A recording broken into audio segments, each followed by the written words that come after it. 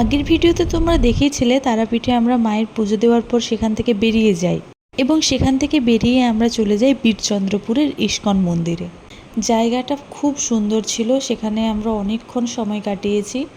এখানের পরিবেশটাই একটা অন্য রকম। আর আমরা যে সময় গেছিলাম তখনই মন্দিরের ভেতর আরতি চলছিল।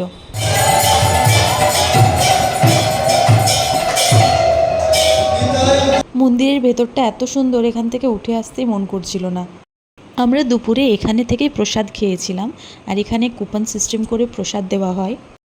তারপর মন্দিরের ভেতরে অনেকক্ষণ সময় কাটানোর পর আমরা বাইরেটাও একটু ঘোরাঘুরি করার জন্য বেরিয়ে পড়ি। আর এখানে চারিদিকে শুধু গাছ, ফল, ফুল এইসবেই চারিদিকটা ঘেরা। তারপর আমরা চলে যাই প্রসাদ খাওয়ার জায়গায়। আর এখানে প্রসাদ দেওয়ার সিস্টেমটা এত সুন্দর, এরকমভাবে খাবারগুলো দেওয়া হচ্ছিল। বাবা তো প্রায় তারাপীঠ আসে, তাই এইখানের এই জায়গাগুলো, রাস্তাঘাট বাবার খুব পরিচিত। এরপর আবার সে আগের মতো জিৎ আর দাদার সঙ্গে বর্ষার একটা তর্কাতর্কি হওয়ার পর আমরা সেখান থেকে আবার বেরিয়ে পড়ি। তারপর আমরা চলে গেছিলাম সুন্দর এই জায়গাটাতে। না, এই জায়গাটার মধ্যে তেমন খাস খুব কিছু ছিল না, কিন্তু প্রাকৃতিক সৌন্দর্যের ওপরে আর কিছু কি হয় বলো তো। তারপর সেখান থেকে আমরা চলে যাই সাধক বামাখ্যাপার জন্মস্থান আটলা গ্রামে। এখানের একটা অদ্ভুত ব্যাপার হলো, ওখানে পরপর 3টে বাড়ি ছিল, আর 3টে বাড়িতেই বলা হচ্ছিল এগুলো বামাখ্যাপার বাড়ি। এবার ওই 3টে বাড়ির মধ্যে কোনটা আসল ওনার বাড়ি সেটা কিন্তু আমরা জানতে পারিনি।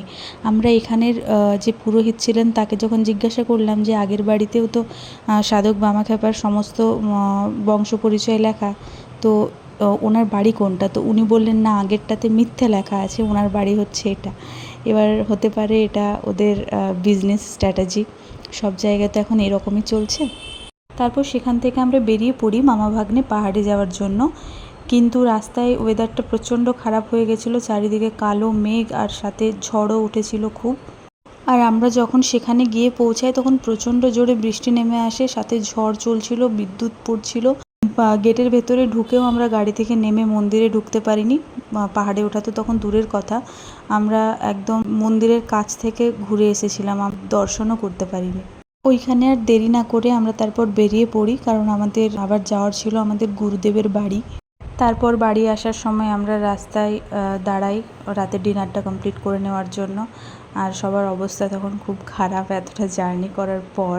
এত টায়ার্ড আর এক্সহস্টেড লাগছিল, মানে মনে হচ্ছিল কোনো রকমে খাবারটা তাড়াতাড়ি কমপ্লিট করে বাড়ি গিয়ে শুতে পেলে হয়।